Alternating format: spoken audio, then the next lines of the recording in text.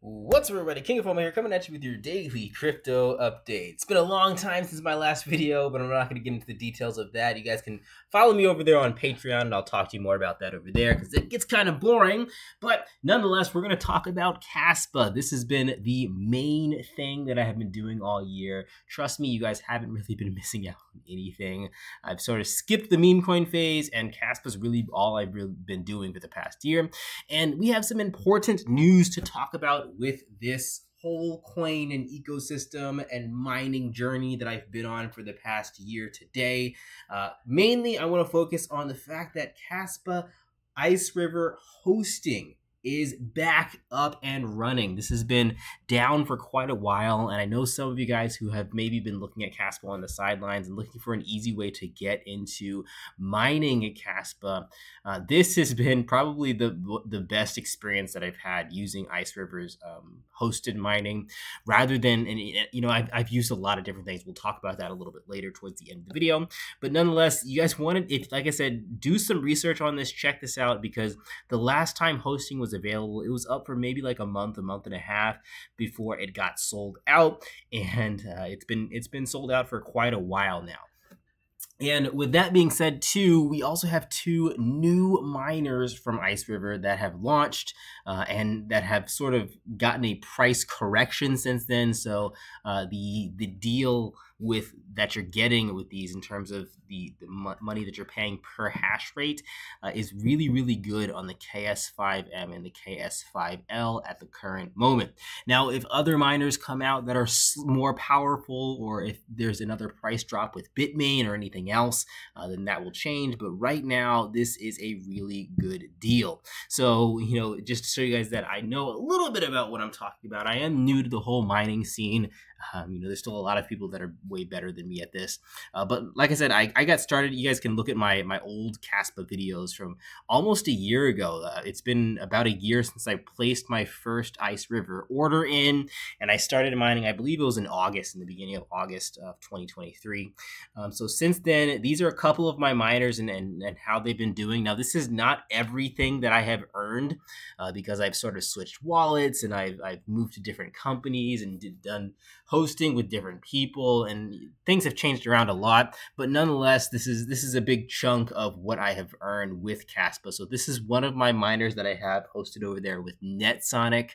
This miner has been going very good. Most of these are all KS3Ms, and you can see that I have made about close to about 100,000 Kaspa from mining this machine when I started with NetSonic. And you guys can, again, go back on my video archives. You don't have to go back that far because I haven't made that many videos about anything since then. But this is how much I've earned since I've talked about joining with NetSonic with my KS3M. And then this is my Iceriver hosted miners. This is what I was talking about in the beginning of the video. You can see that these have been doing quite well too. There's one miner down here. I have to, do some, I have to look at this one a little bit. It's not performing the way it's supposed to. Most of these should be at about 6 terahash per 24 hours. This one's struggling a little bit, but nonetheless, you can see that I have made about 418,000 Kaspa from these 4 miners. So overall, it has been performing extremely well for the mining journey with Kaspa. Now, I will say, for those of you who are interested in, is it worth buying some of these ASIC miners? They're very expensive. If they break down, you're sort of out of luck completely, and they're risky, right? It's a lot of people will say it's better to buy the coin, and you really have to come up with that answer on your own. There's a lot of different factors that come into whether or not you should be doing ASIC mining, or if it is for you. But I will say that overall, I'm at about break even, so I'm very pleased with where I'm at with all of the miners that I've purchased. Even though I spent tens of thousands of dollars on these things collectively, I'm at about break even, and that's comparing the fact that Bitcoin and the cryptos that I use to purchase these miners have gone up quite a bit since August of 2023, or really since June of 2023. If I were to kept cryptos, would I have made a little bit more? Maybe. But like I said, I'm at about break even. So that is something that is very nice. And on top of that, I still have the miners, right? So if Kaspa continues to do well and these miners don't become insignificant or useless, it's free money from now on out. So that is my mining journey. Let's go ahead and get into the analytics. I want to do more videos just about the analytics because for me, like I said, when I first started this channel, this was all about learning together. And it really just feels like I'm starting the channel over again with ASIC mining because I'm brand new at this stuff. You know, what I talked about before in crypto is no longer a thing, really. The main thing that's really taken over the space has been meme coins. And I've sort of made a decision to not do meme coins, right? It's one of the big reasons why I haven't been making videos for like the past 6 months or so. But nonetheless, the reason why I bring that up is because looking at data is a big deal, right? If we look at this data right now, and I keep doing these videos about Kaspa, we look at the data again tomorrow and next week and next month and next year, and we can see how things progress over time. You get a better understanding of what is a good crypto, and then, you know, whether this is a good decision to jump into Kaspa or a bad one, or if it's time to jump ship or jump deeper into Kaspa. So that's why this data is important. Don't skip this part if you're doing your crypto research. All right, so let's take a look at this. Some of the things that I like to look at here is, let's take a look at the emission schedule first. This is one of the things why people like Kaspa so much. The emission schedule is aggressive. So what that means is every single block, Kaspa is handed out to the miner. So you might not be a miner, but it still matters to you whether you're mining or not. And you can see that right now we're at every block, about 103 Kaspa is given out to the people who are mining, right? So if we go down to next month, every single month, the emissions are reduced, which means that people who are mining Kaspa get a little bit less Kaspa every single month. And we say it's aggressive because with Bitcoin, it's like half a year before they do reductions, or multiple months before they do reductions in Bitcoin. It's called the Bitcoin halving. And with Kaspa, that happens every single month. So if historically, when you have Bitcoin do its halving, the price of Bitcoin goes up quite a bit, and people are happy about that. And you know, there's a lot of different ways that you can look at it and say, well, miners are making less. Is Bitcoin going to become useless?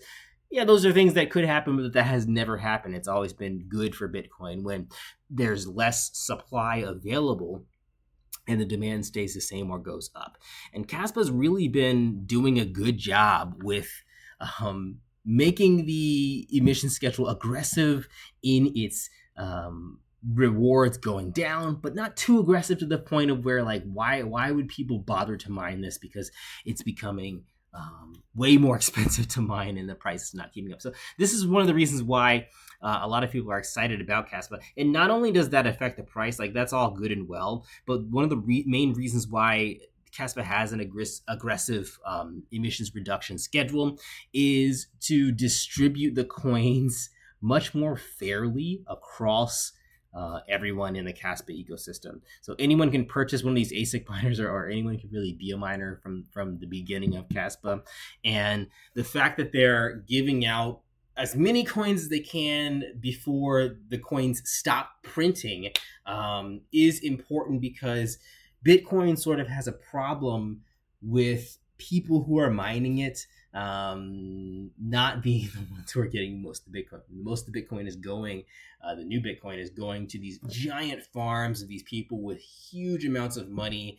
And with Kaspa, it's being given to the people who have really just invested in this coin, invested their time and energy into this coin from the beginning. And you know, these massive mining farms don't exist really for Kaspa that much because it is still speculative. And if you're going to go in deep into something like this, you can't be jumping into a speculative market like this. So that's a really good reason why I like Kaspa a lot. It is really fairly distributed amongst the people. And that's going to be a big deal, because when Bitcoin started, it was the same way, right? Super risky. There's no farms for Bitcoin back in when it first started in 2010 or whenever it was.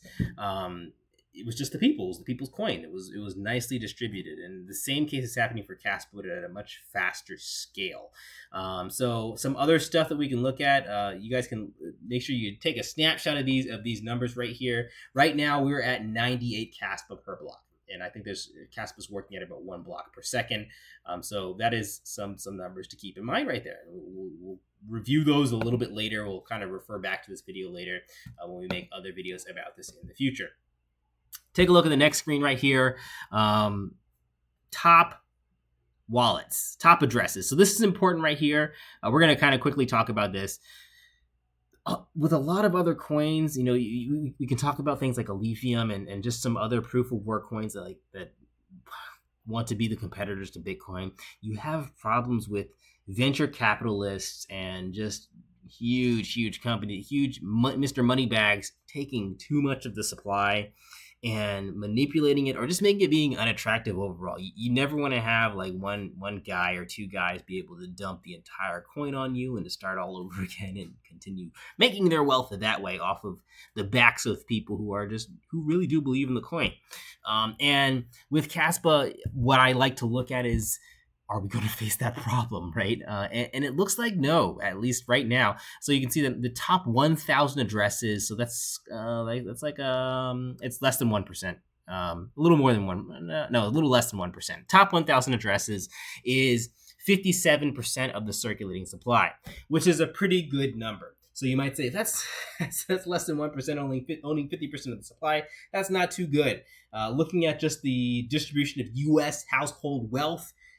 Similar case, the top 1% earners in the entire United States have about 30% of all of the household money in the United States. So comparing that to Kaspa, well, Kaspa is a little bit worse at 57% for even less than 1% owning all of the Kaspa that is in current existence.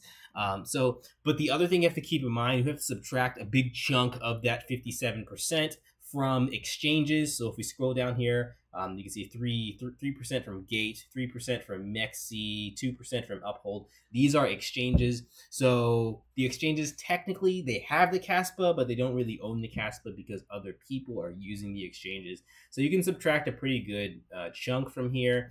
And I would say it's going to be pretty similar to what we're looking at right here with the overall US wealth distribution, which is, again, not the best, but better than a lot of other coins that have much worse distribution, where you have, you know, your top 10 owning 25% of the coin. So that's nice to see right there. And you guys can pause the video at this point if you want to take a look at some of these numbers and see how are these numbers changing in terms of how many people are whales, right? 234 whales with 10 million Kaspa per address, right? 234 people with 10 million to 100 million Kaspa.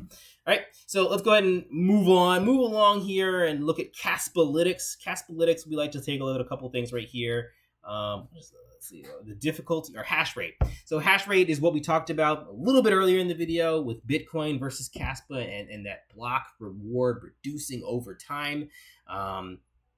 It's similar because hash rate is how hard people are working to get those rewards, right? How many people are purchasing miners? How many people are pouring money into these miners to get the Kaspa that is given out every single block or every single second? That's this blue line right here? Is that if that blue line is going up, more people are investing their time, money, and resources into these miners to get Kaspa, right? So historically, when you see this blue line go up, you're going to see the price go up, and we've been seeing that happen very nicely with Kaspa over time. And this is going to slow down, right?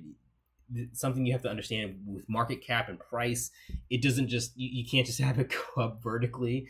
It's going to go up in a little bit differently, because the higher your market cap, the harder it is to move that needle. So of course we expect this line to slow down a little bit, but still I do expect it to go up over time as long as that hash rate is going up. All these things are sort of aligning together. There's really not too much of a reason for the price of Kaspa to crash hard and for that hash rate to stay up the way that it's going right now.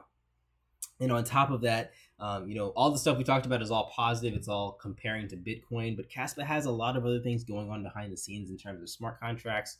And, we won't talk in this video about Kaspa overtaking Bitcoin because that's a whole other video itself.